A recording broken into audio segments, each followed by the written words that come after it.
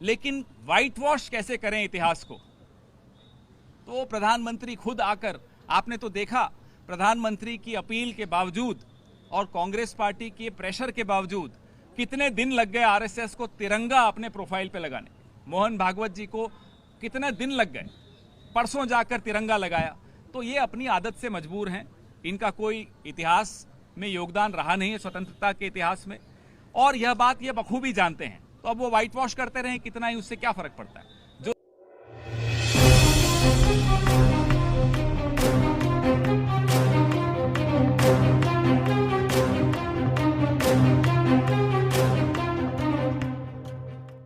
पचहत्तरवें स्वतंत्रता दिवस की बहुत बहुत शुभकामनाएं हो। आज का दिन ऐसा तो नहीं है जिसपे सियासी बात की जाए, राजनीतिक बात की जाए, लेकिन कुछ परंपराएं बदली जा रही हैं इस देश में और बदलने वाले प्रधानमंत्री स्वयं हैं। इस तरह की निम्न स्तर की परंपराओं का जवाब देना आवश्यक तो नहीं होता, लेकिन आप लोगों की मांग है कि उसका जवाब दिया जाए। प्रधानमंत्री पिछले 8 साल से अपने ही शब्दों के शिकार होते चले जा रहे हैं और बहुत थके हुए सुनाई देते हैं। अब उनकी बातें थकी हुई सुनाई देती हैं, उनके शब्द थके हुए, कोई भाव नहीं है, कोई दिल में जज्बा नहीं है, कोई जुनून नहीं है, क्योंकि जो जो उन्होंने वादे किए थे अब मुझे लगता है वो उन्हें खुद को सताते होंगे। कहाँ गई किसानों की दुगनी आय, कहाँ गया वो वादा सबको घर दिलवाने का, कहाँ गया सारा काला धन वापस लाने का वादा, उल्टा जो था धन हिंदुस्तान से वो बाहर चला जा रहा है।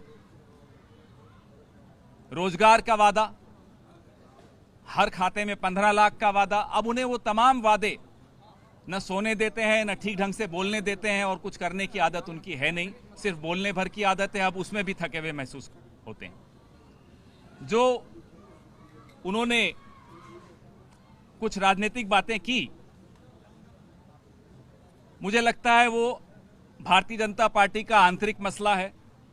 जो भारतीय जनता पार्टी में एक परिवारवाद है, एक आदमी जिसने लॉर्ड्स में कोई सेंचुरी लगाई हो, शायद मैंने तो नहीं देखा, वो क्रिकेट में एक बड़े पद पर जाकर पहुंच गए हैं।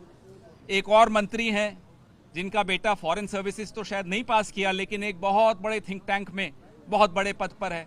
तो अब वो हमला अपने ही मंत्रियों पर है, अपने ही मंत्री पुत्रों पर है, यह मोदी जी खुद बताएंगे। लेकिन देश आज उनसे उम्मीद करता था कि वो अपना रिपोर्ट कार्ड देंगे, 8 साल का हिसाब किताब देंगे। कहाँ गया वो वादा, किसानों की दुगनी आय का वादा? किसान परेशान, इंतजार कर रहा था कि आज कोई जवाब मिलेगा।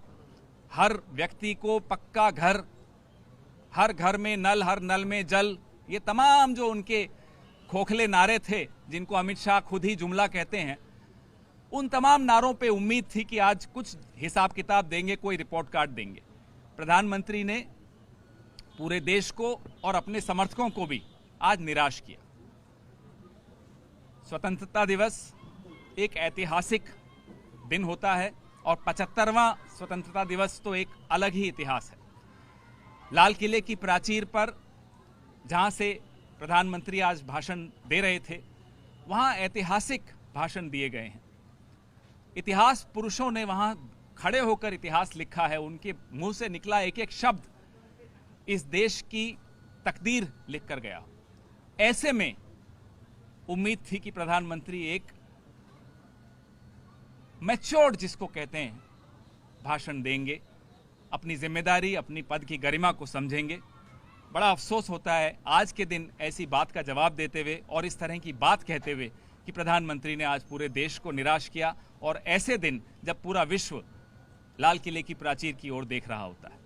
आप सबको फिर से बहुत बहुत स्वतंत्रता दिवस की शुभकामनाएं।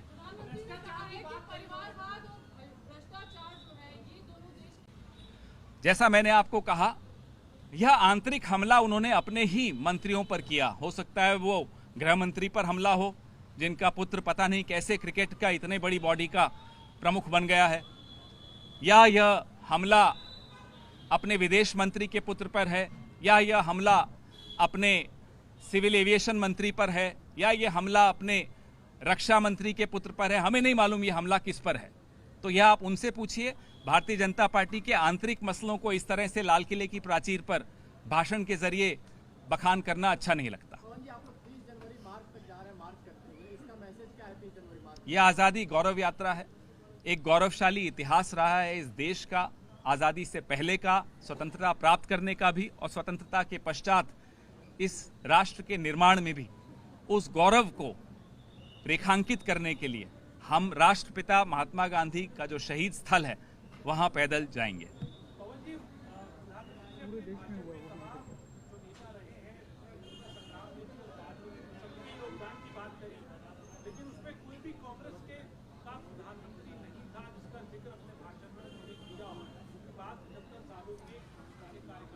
देखिए, हर व्यक्ति अपने बौनेपन के सामने मजबूर हो जाता है। अब इसमें मैं बार बार टीका टिप्पणी करूं प्रधानमंत्री पर, वो भी आज के दिन, वो मुझको भी शोभा नहीं देता। आप पंडित नेहरू का, सरदार पटेल का, महात्मा गांधी का, मौलाना अबुल कलाम आजाद का, इन सब का कद तो नहीं घटा पाएंगे। अपना बढ़ाने की चेष्टा कीजिए, वो आप करना नहीं चाहते, तो ऐसे में हम क्या टिप्पणी करेंगे।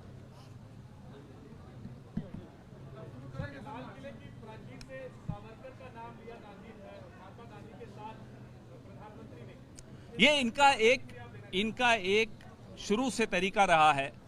इतिहास में किसका क्या योगदान है वो सबको सर्वविदित है, लेकिन व्हाइट वॉश कैसे करें इतिहास को, तो प्रधानमंत्री खुद आकर, आपने तो देखा, प्रधानमंत्री की अपील के बावजूद और कांग्रेस पार्टी के प्रेशर के बावजूद कितने दिन लग गए आरएसएस को तिरंगा अपने प्रोफाइल पे लगाने।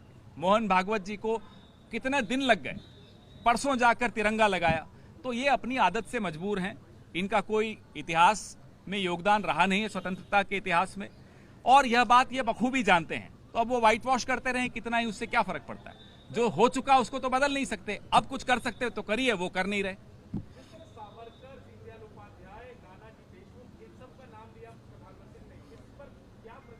आज के दिन मैं उस स्तर पर नहीं गिरना चाहता जिस स्तर पे इस देश के प्रधानमंत्री ने आज भाषण दिया, तो मैं किसी पर भी टिप्पणी करना उचित नहीं मानता। सबको मालूम है इतिहास में किसका क्या योगदान रहा है, कौन किसके साथ खड़ा था, कौन माफी मांग रहा था, कौन संघर्ष कर रहा था, कौन जेल में था और कौन पेंशन याफ्ता था, यह सबको सब मालूम है। जय हिंद।